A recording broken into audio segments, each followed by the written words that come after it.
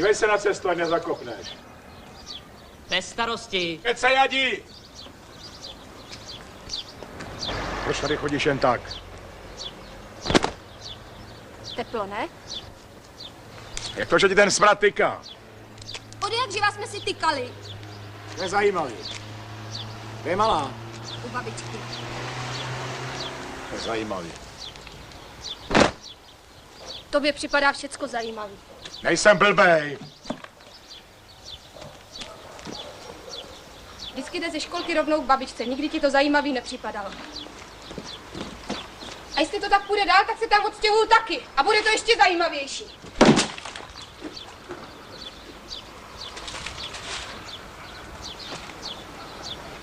Vem si plavky, pojedem se vykoupat, teď tam nikdo nebude. Já se koupat nemůžu. Tak se budeš dívat, až se koupu já.